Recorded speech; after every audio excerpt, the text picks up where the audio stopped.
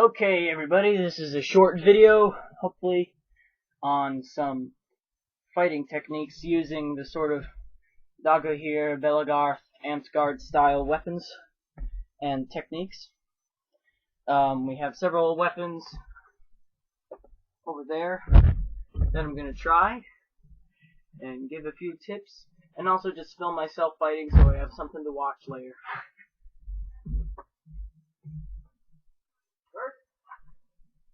Uruk-hai sword. We're going to try one-handed, then with another sword, and then with the shield.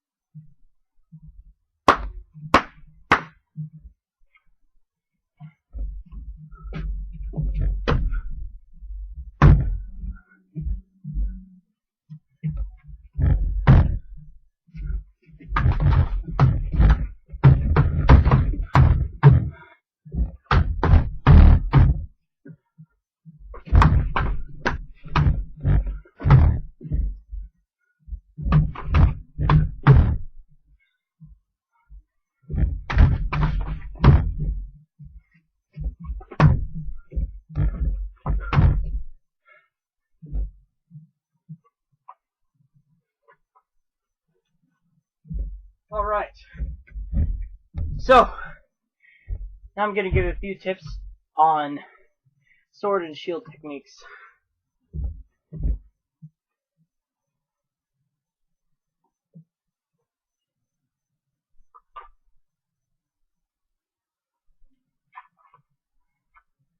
I'll be using another Uruk-hai sword. This time I'll be wearing gloves, just because the handle's very rough and it can sort of shake your skin just a little bit.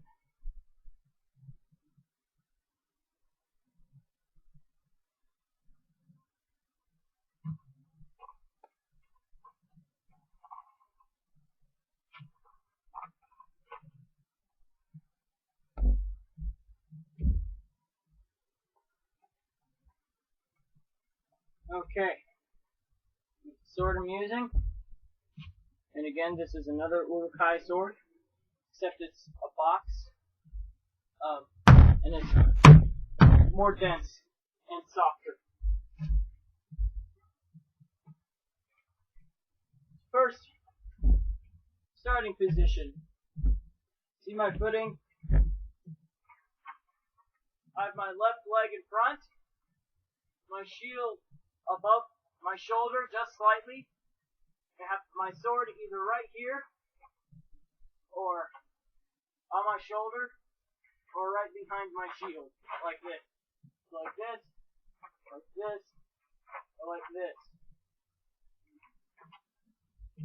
Now for engaging, instead of just blocking normal with the attack, you keep your left foot in front, so you skip.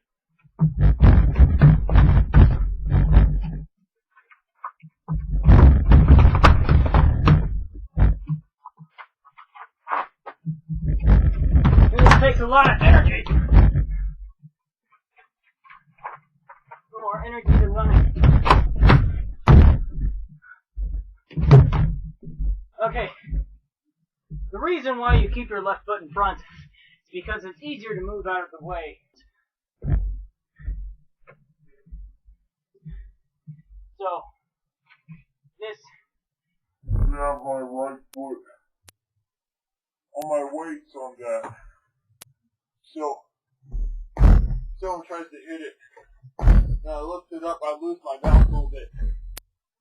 If I have my left foot in front, I can keep my shield up, and it's easier just to move my foot.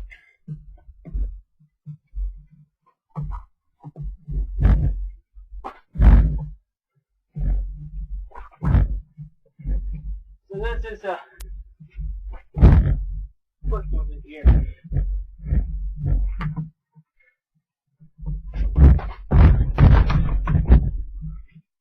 Now you gotta be careful though. People can try to hit your foot so that you'll lift your leg. And once your leg is lifted, they'll try to kick you over, put their foot on your shield and push you down. So you gotta be careful of that. You gotta make your foot. And I don't have much energy, so I'm more hopping than I am moving my foot. Still got a lot of physical workouts to do to get me fair at this. So let's go on to attacks. We're in our position here. You can sort of turn a little bit like this so that you're a little more covered. You can see my footwork a little bit. And I'm on my tiptoes just a little bit here. Okay. Now, we're attacking shoulder. Just down. Getting over the shield and the shoulder. Like this. See that?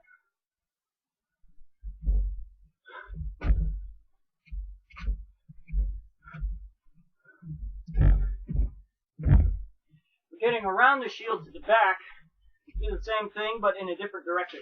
So you're just making a movement like this.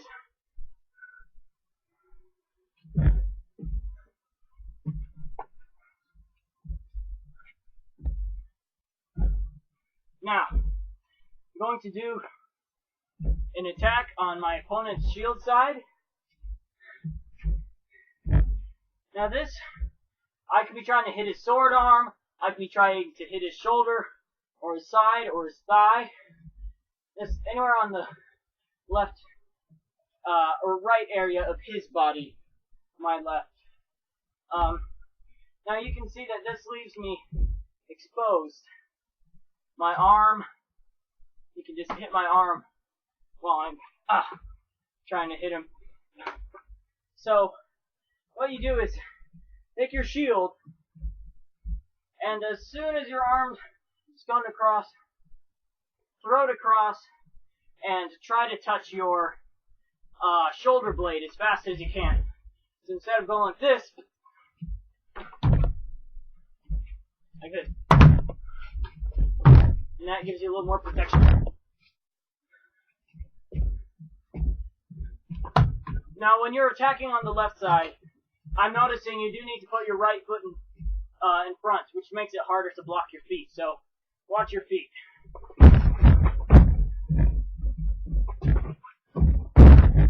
See, I would have gotten hit there. I'm not fast enough.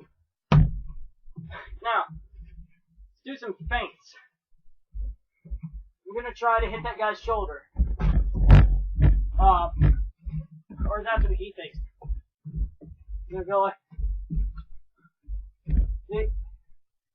I went down, but I pulled it back. It went up again. Now again, my arm is somewhat exposed, so if you can sort of just touch your arm, that helps a little bit.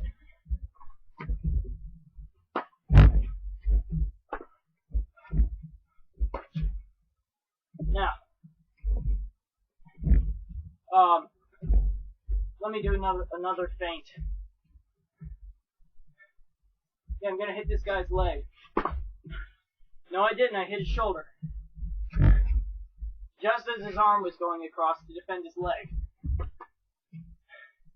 And as soon as I go like that, and his sword comes down to block it, assuming he doesn't have a shield, I put my shield in front, blocking myself from his sword, bring my sword across, and hit him on the shoulder or arm. And here's another simple one. Tend to hit the shoulder and just end in a stab and just move forward.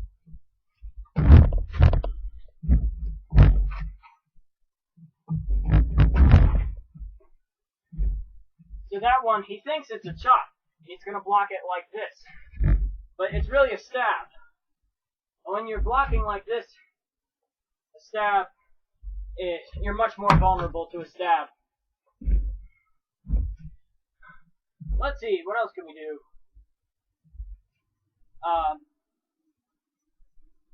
When you bring your shield over, or raise your arm, and bring your shoulder over to touch your shoulder blade, like you're gonna hit his sword side. And as he's going across,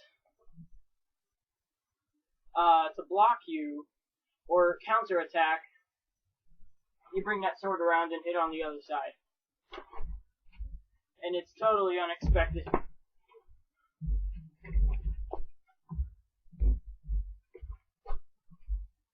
Really hard to defend against.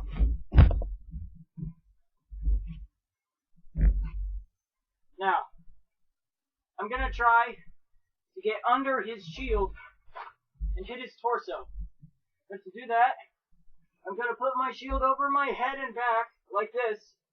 I'm gonna crouch down on my knees. I'm gonna throw myself on my knees.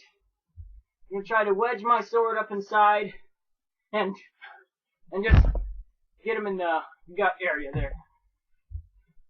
Now you are very vulnerable here. It's easy for him to get down the back, so you just sort of gotta do it really fast.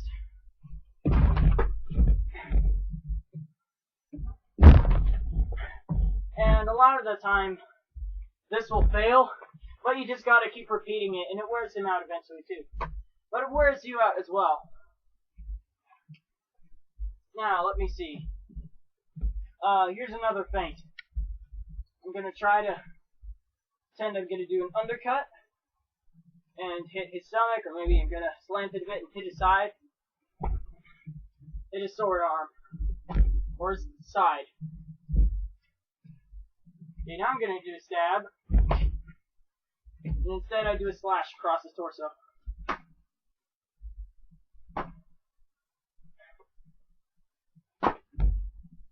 And this one, your shield hand is sort of slide it against your arm. Like that. And you should feel your arm getting scraped a bit by your shield. Now, top, bottom, side, side, low, low. Jump. Now it's important to make use of your jumps because it's a time of weakness, but it's also a time of importance because while you're in the air like that,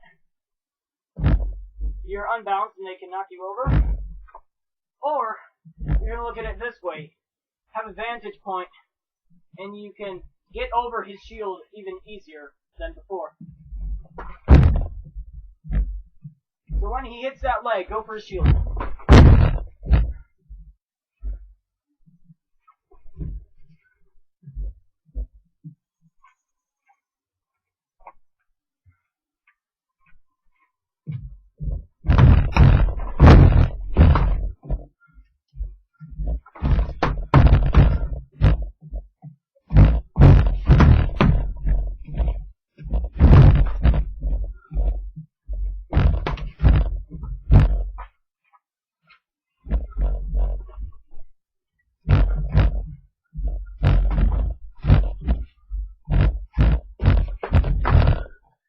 Okay. Thanks for watching, guys. Next video, I'll just be fooling around with some of the other weapons. Thanks for watching.